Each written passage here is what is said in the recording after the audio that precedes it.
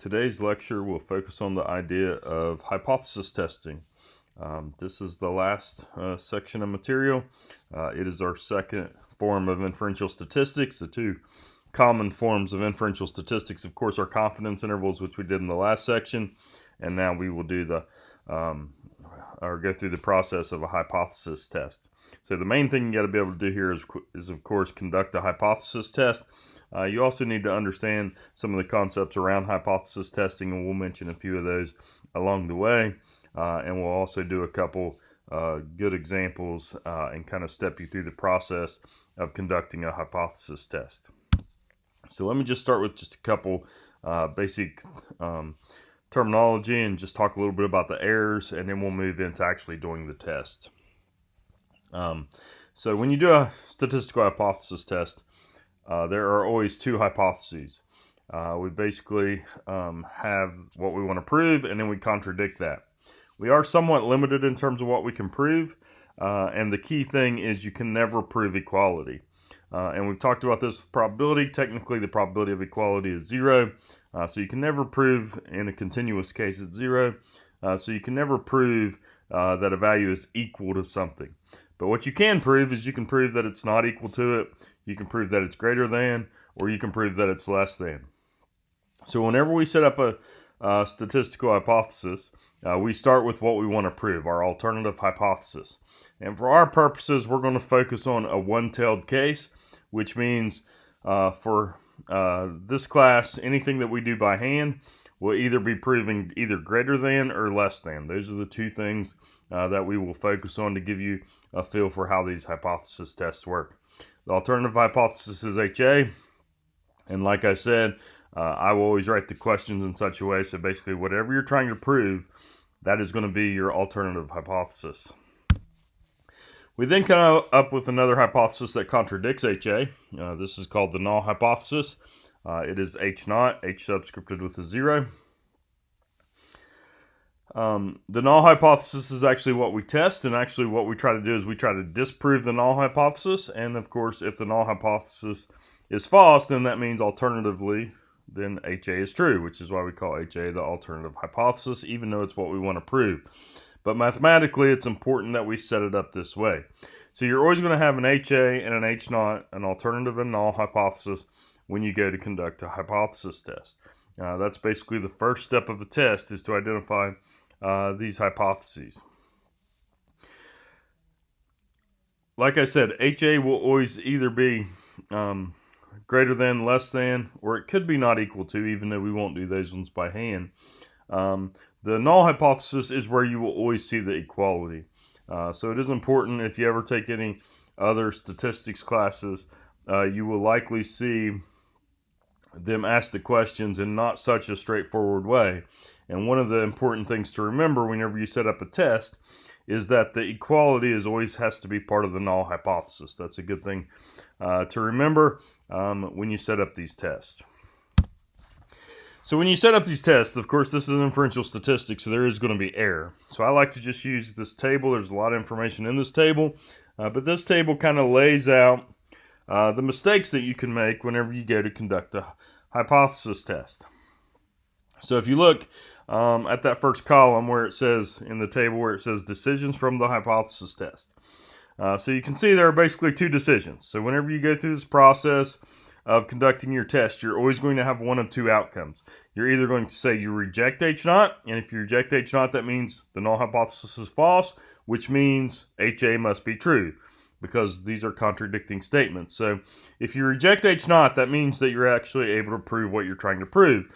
And in most cases, that's the goal when you do a hypothesis test, is you want the outcome to be reject H naught, because that means you're going to be able to prove what you want to prove. The other option is sometimes you won't be able to reject H naught. So in those cases, we always say we failed to reject H naught. One important thing here is notice that you will never say that H naught is true. You will either reject it and say it's false, or you will fail to reject it. But you will never say it's true because, like we mentioned before, you cannot actually prove equality. So never say accept H naught. Always say fail to reject H naught. There's a couple different reasons why you might fail to reject H naught. You might fail to reject H naught because well, maybe what you're trying to prove really isn't true. That's one reason why you might not be able to prove it, is because what you're trying to prove actually isn't true. But there is another reason. Remember, this is based on a sample because it's inferential statistics. So sometimes you may just not get enough. Sometimes what you're trying to prove may actually be true, but you may not get enough information from your sample in order to prove it. For example, if you take too small of a sample size, lots of times you can't prove something even if it is true because you don't have enough information because you took too small of a sample. So there are multiple reasons why you might not be able to prove what you want to prove, and that's part of the reason why we either reject H0 or we fail to reject H0. So if you look at the rest of the table here, these other two columns basically represent the actual outcome if you did a perfect census and had all the data. So of course, in most cases, this is unrealistic to ever do a perfect census and actually know the truth about H0. But in reality, if you actually did have all the data, then you would be able to either say that H0 is either true or false. But the only way to be able to actually conclude that perfectly is to have a perfect census. And in most cases, that's not realistic. So this table kind of illustrates the kinds of errors that can occur. So for example, if you reject H0 and H0 was false, that's what you want to do. So if you look at the first cell in the table where it says correct decision and under it says power, if you reject something that's false, that's what you want to do. That's the way you read this table. If you look at the cell to the right there, where we reject H0 and H0 is true, that means we've made an error. So if you reject H0 and H0 in actuality is true, then we've made an error. That is known as a type 1 error. If you look under or to the right of fail to reject H0, again, if you fail to reject H0 and H0 is false, if you fail to reject something that's false, then you've also made an error. So that is a type 2 error. If you look at that bottom right corner, you can see if you fail to reject H0 and H0 is true, well, that's the correct decision because you don't want to reject something that is true. So the first thing you'll see in that table is you'll see basically that whenever you go through this process, it's possible you make the correct decision, which is, of course, what we want, but it's also possible you make an error. And there's two kinds of error. One type of error is just simply what we call a type 1 error. A type 1 error is when you reject H0 and H0 is actually true. Basically what that means, is that you say, if you reject H0, that means you're going to say HA is true. So if you make a type 1 error, that means you say something is true when it really is not. If you look at the other type of error, type 2 error, you fail to reject H0 and H0 is false. Well, if you fail to reject H0 and H0 is actually false, then we just simply call that a type 2 error. And that's our second type of error. Because, of course, if something is false, then you want to be able to reject it.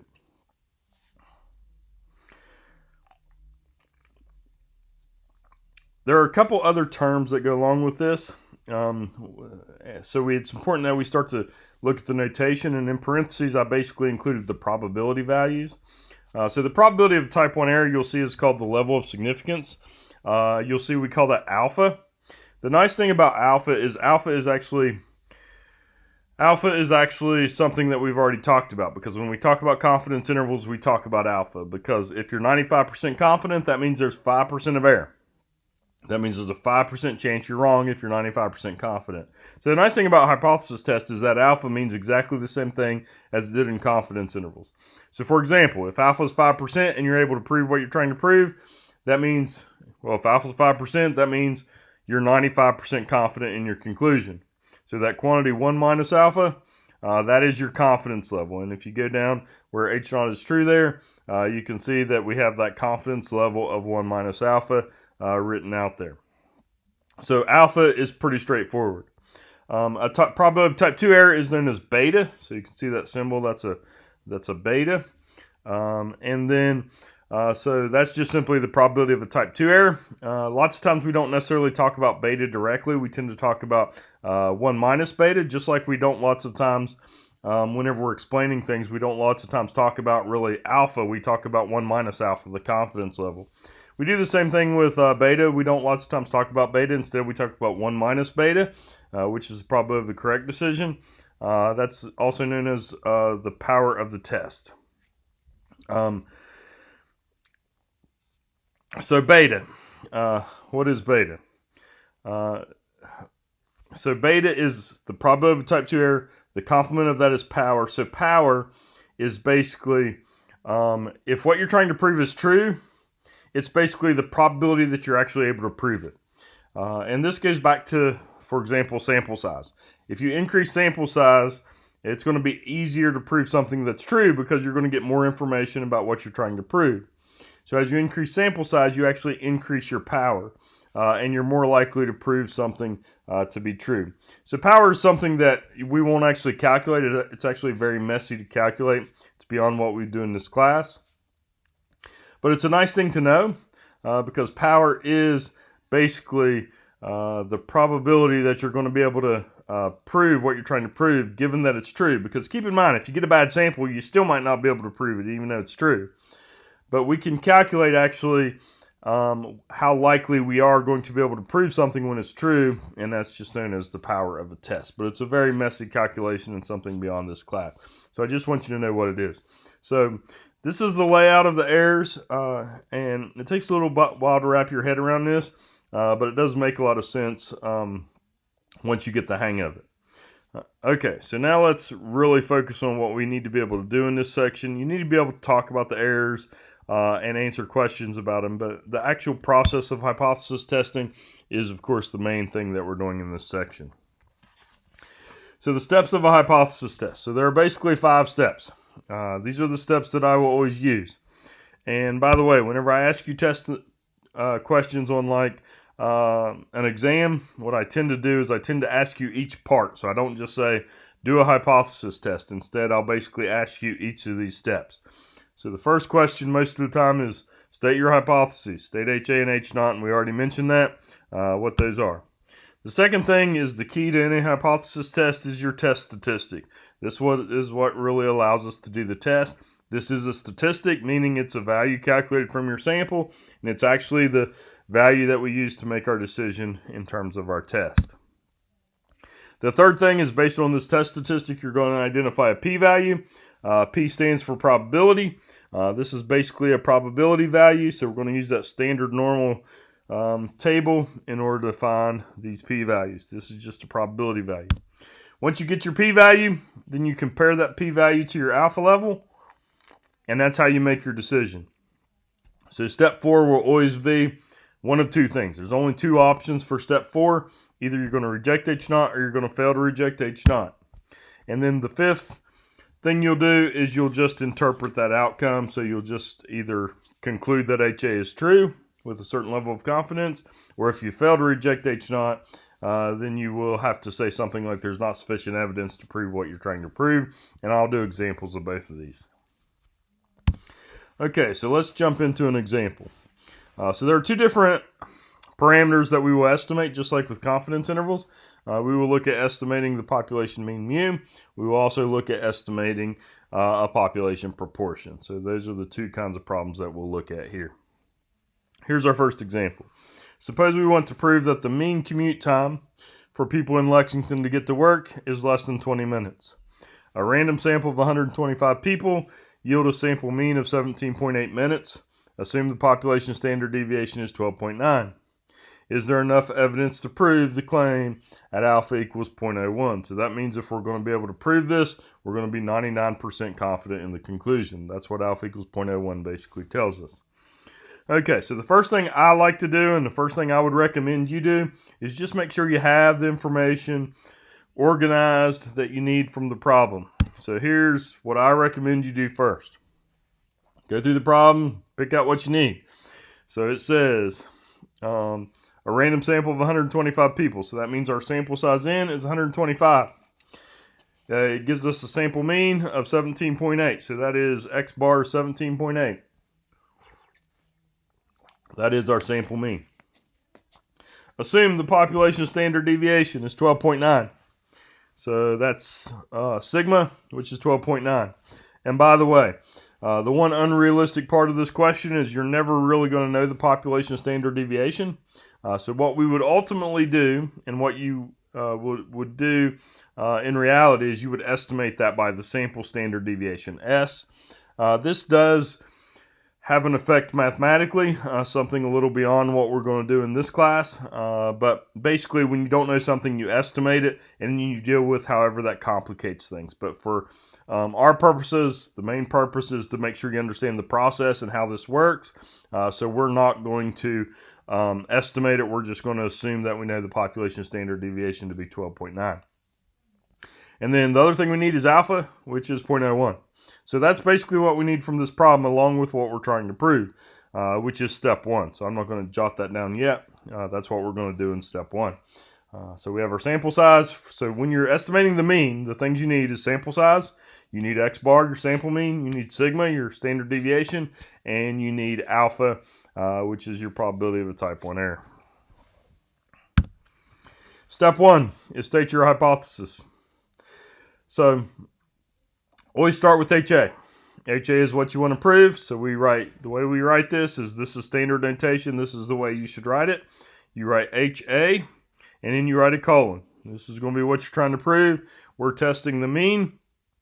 So that means next you write your parameter. So in this case, we write mu, the population mean. And then it's just a matter of what do we want to show about the mean. And if you read that first sentence, it says we want to prove that the mean commute time for people in Lexington to get to work is less than 20 minutes. So we want to prove that mu is less than 20. So we just write less than 20. That's how you write a statistical hypothesis. So it's HA colon mu less than 20. We then need to write our null hypothesis. So the null hypothesis contradicts this. So we will write H naught colon, so same format. And then we just need to contradict less than. So that means we need to write mu is greater than or equal to 20. So that is step 1. Step 1 is always your hypothesis. And like I said earlier, I tend to ask these questions in parts. So like if I give you a test, then what you can expect is you can expect me to give you the scenario.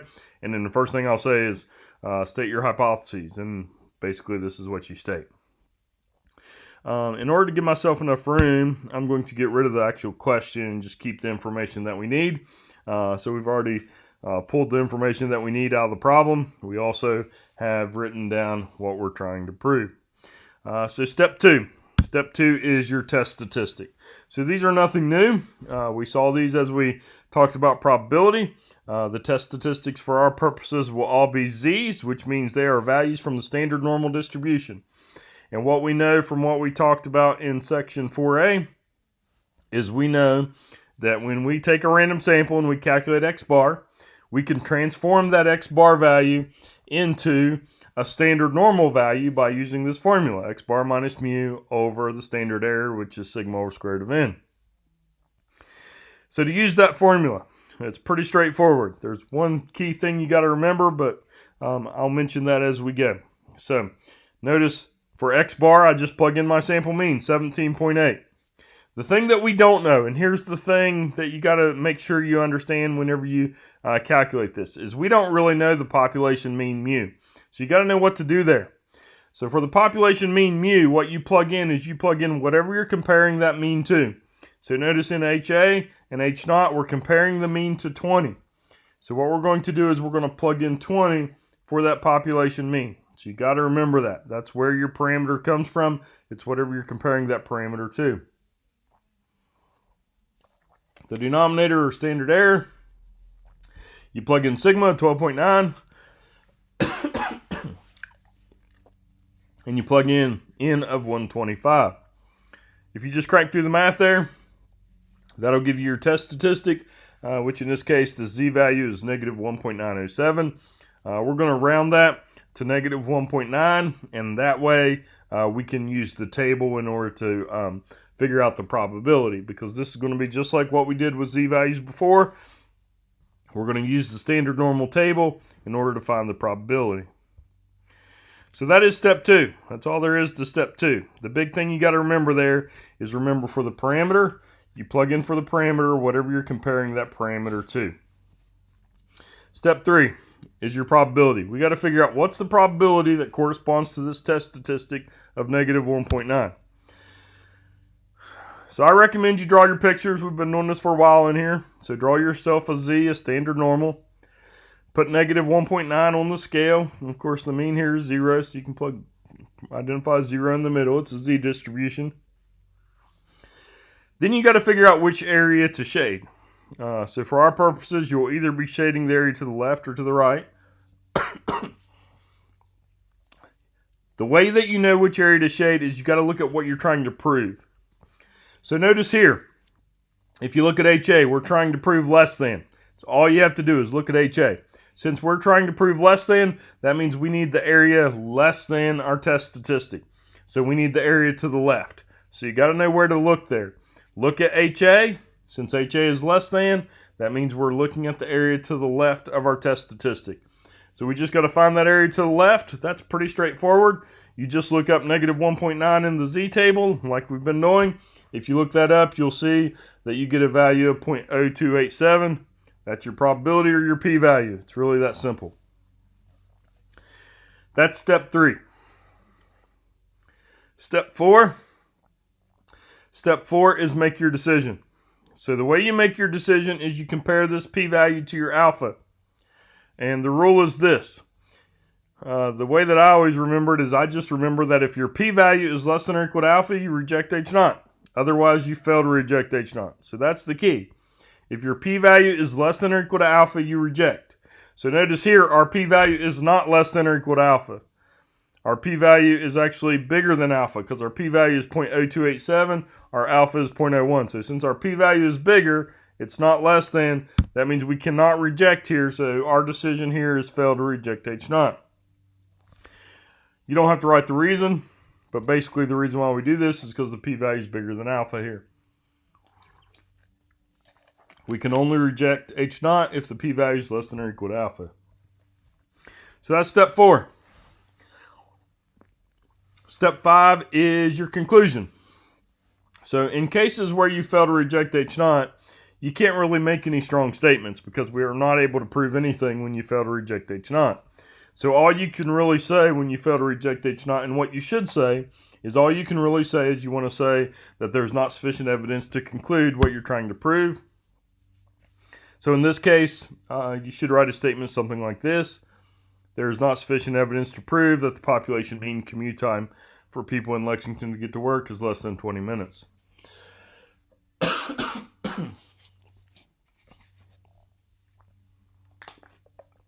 And that's it. That's what a statistical hypothesis looks like. So for this problem, I really focused on just the process. This is the process. No matter how complicated things get in statistics, and sometimes they can get messy, this is the process of a hypothesis test. There's actually a couple different processes you can use, but this is the one that we will use, where we go through these 5 steps, and we use this as the p-value approach. And it's the method that we will always use for this class. You can always do a hypothesis test like this, no matter how complicated they get. Okay. So now let's just talk about what happens if, just like we did with confidence intervals, what happens, for example, if I change my alpha level? What happens if I take a bigger sample? So let's just talk about some of those things and the impact those things will have on a hypothesis test. So I'm just going to keep what I need. I got the problem back up there. The first 3 steps is really what I need to be able to talk about these because that's where the mathematical part of the process is. And we want to make sure we have the hypothesis there. So you can read down there at the bottom. So everything there at the top we've already talked about and discussed. But that down there at the bottom is really my question. Is how would changing the level of significance to alpha equals 0.85 affect the hypothesis test?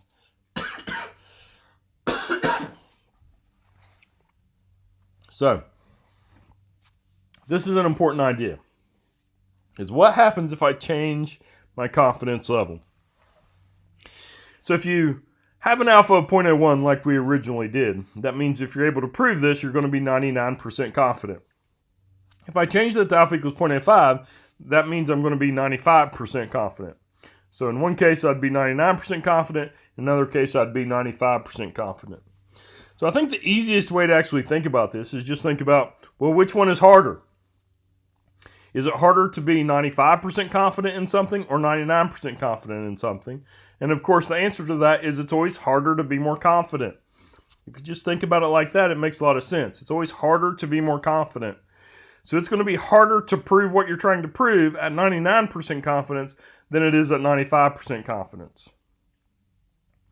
So basically what that means is whenever I move this from alpha equals 0.01 to alpha equals 0.05, I'm going to be more likely to prove it whenever I move it to alpha equals 0.05 because I'm going to be less confident, and it's always harder to be more confident.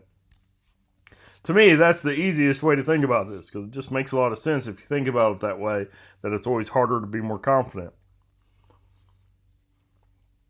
Of course, we can also think about this mathematically. If you think about this mathematically, you're basically comparing this alpha to your p-value. And if your p-value is less than or equal to alpha, then we reject H naught. So if alpha is smaller, it's going to be harder to reject H naught, which is exactly what we just said. It's basically going to be harder to be more confident. But if you notice here,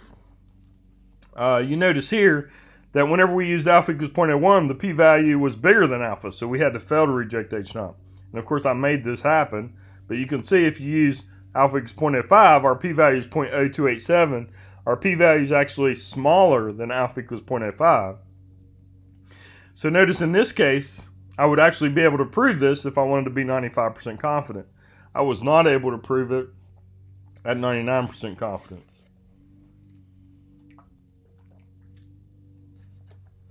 So it's important you know this relationship. Changing your alpha level does change the likelihood that you're going to be able to prove something.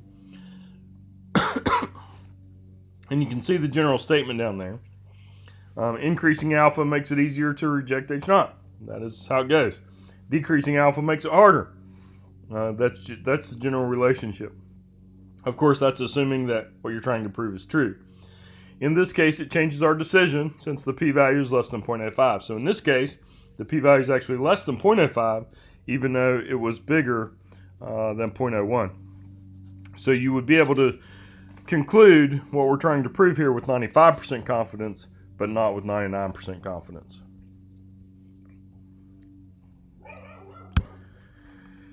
Let's think about sample size. Sample size is another thing we have some control over. What happens if we increase the sample size? So same setup on this slide, the question's at the bottom. How would increasing sample size affect a hypothesis test? So the way I recommend you always think about sample size is just think about error. Increasing sample size decreases your error, right? And basically when you decrease your error, it's going to make it easier to prove what you're trying to prove if it's actually true. That's essentially the way it works. If you decrease error, it's going to be easier to prove something that is true. So increasing sample size decreases the error, which makes it easier to reject H naught and prove what you want to prove. It's easier to prove something is true when you have more information from your sample. It's basically the way it works. So if you think about this mathematically, and you may or may not like to do that, but if you look at the denominator of that z statistic, that's your standard error. And of course, as we increase n, we're going to decrease standard error. So we decrease the denominator of that z statistic. And when we decrease the denominator of that z statistic, we're going to basically move that z further away from 0. And when we move it further away from 0, we're going to make the p-value smaller because the area in the tail is going to be smaller. And when the area in the tail is smaller, that means your p-value is even more likely to be less than alpha because it's a smaller value. So mathematically, that's the way it works. Your p-value is more likely to be less than alpha, which means you're more likely to prove what you're trying to prove.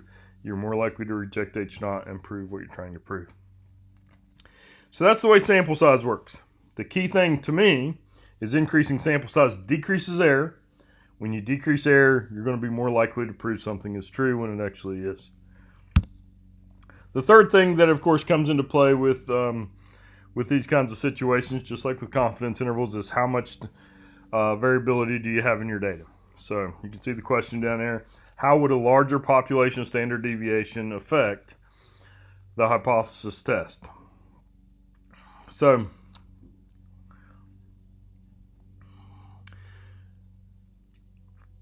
with standard deviation, it's important to remember, just like before, that standard deviation is not something you can control. You can increase your sample size, you can change your alpha level, those things you have some control over. You have no control over how much variability there is in the data. You just have to deal with basically however much there is.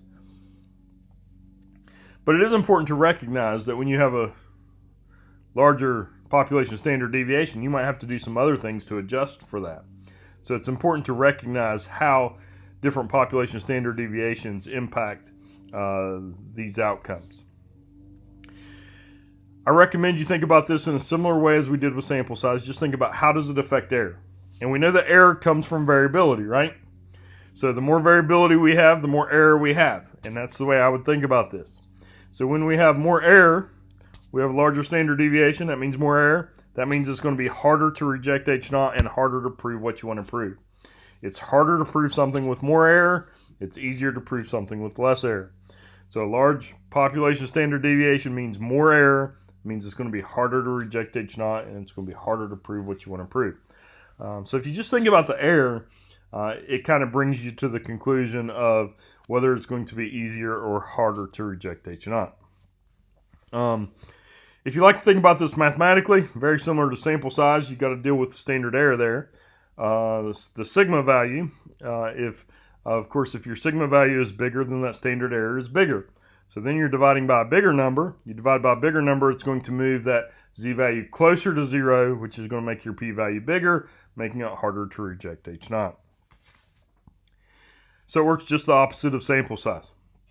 It's going to make it harder. So basically, if you have more variability, if you have a higher standard deviation or a higher amount of variability in your data, then you're going to have to take a larger sample size in order to counteract that, is essentially how it ultimately works. Okay, so those are the three things that really do have an effect on your test: is your alpha level, the outcome of your test, your alpha level, your sample size, and how much variability you have. Let's do one more example. So this is very similar to the last one, other than now we're dealing with a proportion.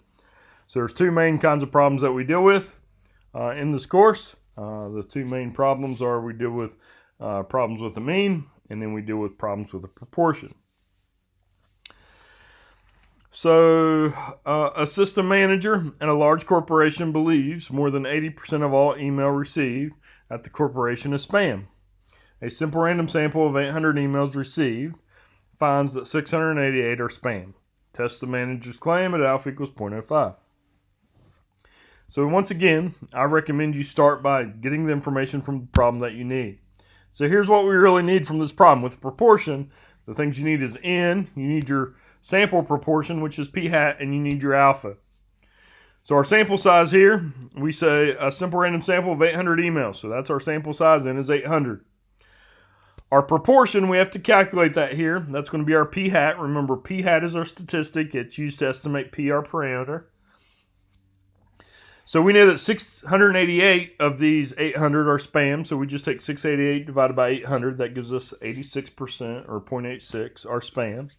And then, of course, we know alpha equals 0.05. That's everything we need for this problem. The first step, what do we want to prove? So we write this the same way. That first sentence says we believe more than 80% of all emails received are spam. We want to test this. So you write it the same way. Start out HA colon. The difference is now we're not dealing with a mean. So when you're dealing with a mean, of course, you use mu. When you're dealing with proportion, you use p, because p is a population proportion. So these hypotheses, for our purposes, will either be mu or they'll be p for your parameter. And then what do we want to show in terms of that proportion? In terms of p, we want to show that it's more than 80%. So we want to show that that is greater than 0.8. So that is HA. H0 just contradicts that, so we write H0 colon, and then we just contradict greater than, which means less than or equal to, so we write P less than or equal to 0.8.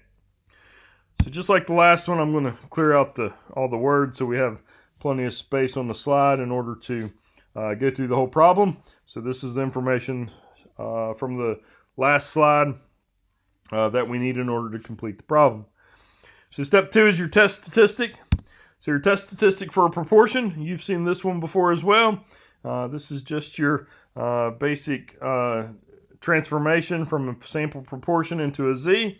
So that is p hat minus p over the standard error, which is that square root. It's the square root of p times quantity 1 minus p over n. And we plug in. So we know that p hat is 0.86. Remember what you plug in for p. You plug in for p what you're comparing p to. We're comparing p to 0.8 here.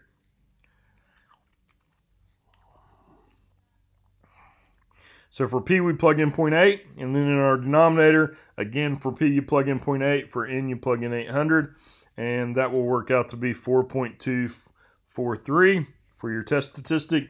We're going to round that to 4.2 so that we can look it up in the table. There is one thing about looking this up in the table. When you look up 4.2 in the table, it's not really in the table because the table doesn't give clear out to 4.2. But what we do is we draw our picture. We put 0 as the mean. 4.2 is way out there to the right somewhere. And since we are trying to prove greater than, remember what you look at. Look at what you're trying to prove.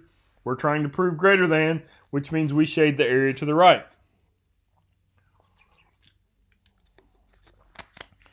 We then go to our table, and of course 4.2 is not on there.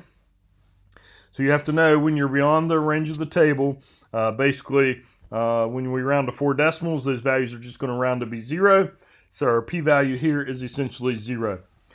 This is very common. It's quite common that when you round a p-value, you get a p-value of 0. It's not uncommon to get a z that's unusual like that, like it is in this case. It's 4.2. Once we get our p-value, we compare that p-value to alpha. So step 4 is our decision. So remember, if our p-value is less than or equal to alpha, we reject. So our p-value here is 0. It's definitely less than alpha. So we do reject h0 here, and we reject h0 because our p-value is less than or equal to alpha. So since we reject h0, that means h0 is false, which means we can say that HA is true. And we can say that with 95% confidence because alpha is 0.05. So our last step is our conclusion. It's important to say how confident you are. We are 95% confident. So let's say conclude with 95% confidence that more than 80% of all email received at the corporation is spam. And that's how you do a hypothesis test for a proportion. Exact same steps. The big difference, of course, is make sure you do everything in terms of P. Make sure you use the test statistic for a proportion. It's important you use the right test statistic or you won't be able to do this, of course. So you can make sure you get that right formula. Make sure you notice it's a proportion problem. The same steps, but the formulas are different for a mean and a proportion. Let me just talk through why this works. So we've talked about the steps, but we haven't exactly talked about why this process works. Why does this process actually allow me to prove that more than 80% of email received are spam? Well, it's really all based on that test statistic. So here's how it basically works. Let me just talk you through it a little bit. I wouldn't make you explain this to me, but it's good if you just have a feel for why this process works. So it really comes down to that z statistic. So notice when we calculate z here, we get a z value of 4.2. So the key is this. We know when we have a z, a standard normal value, we know the likelihood of it being 4.2 is really, really small. And we just calculated the p-value to say the probability of it being 4.2 or greater, the probability of it being way out there is almost 0. If you round to 4 decimals, it's 0. It's really, really small. Definitely less than 5%, right? It's definitely less than 5%, which is how much we allowed alpha to be because we wanted to be 95% confident. So what that tells us is we can be 95% sure that this z-value did not happen by random chance because the likelihood that it happened by random chance is really, really small. So since it is so small and less than 5%, that means we're able to say that we're 95% sure that this test statistic of 4.2 did not happen by random chance. So then the other question becomes, well, why did it happen? And if you look at that equation, you'll notice that we know everything in that equation except for one thing. The one thing that we do not know is we don't actually know what P is. We know the sample proportion P hat's 0.86. We know the sample size is 800. We got that from our sample. So we know exactly what those values are. But what we did not know is we did not know what P was. So what did we do? We just assumed that it was 0.8. We just assumed basically H0 is true and that P is 0.8. And sometimes you'll actually see in a hypothesis test, people just write H0 as P equals 0.8. And it's fine to do that as well, because that's really what we're assuming. We're assuming H0 is true, and we are assuming that P actually equals 0.8. But we don't really know that. We're just assuming that it's 0.8. So here's the deal. If that 4.2 did not happen by random chance, which we are confident that it did not, the only other reason it could have happened is because we're wrong. P's really not 0.8. Well, what would have to happen to that P in order for this to be, this Z value to be something closer to 0, in order for it to be something that's more realistic and could have possibly happened by random chance, would have been much more likely to have happened by random chance. And the denominator has less of an effect than the numerator here, so the denominator, that 0.8 in the denominator, it's there, but it doesn't have a huge effect whenever you slightly change it. But notice in the numerator, if I change that 0.8 and I make it something bigger, then it's going to get closer to that 0.86. And when it gets closer to that 0.86, notice that difference is going to get smaller, which is going to make my Z value smaller. It's going to make it more realistic. So I can be confident this did not happen by random chance. It must have happened because 0.8 was really not 0.8. It must have actually been bigger than 0.8, because if it's bigger than 0.8, then that makes this Z value more realistic, which is why I'm able to prove HA is true, that the proportion is actually bigger than 0.8. So basically, you calculate your test statistic and you try to rule out the likelihood that this happened by random chance. And if it didn't happen by random chance, the only other way it could have actually happened is because what you're trying to prove, HA is true. So that's the logic of a statistician. That's the way this process really works. It's why this process works. You don't have to explain that, but if you understand that, it does make this process make a lot more sense.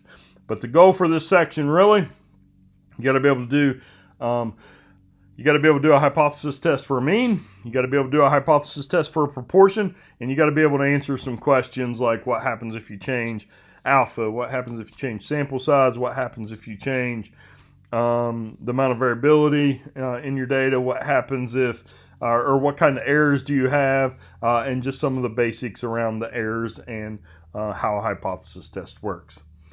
So that's it. That's it for this section. Honestly, that's it for the material this term. That is the end of section 4C.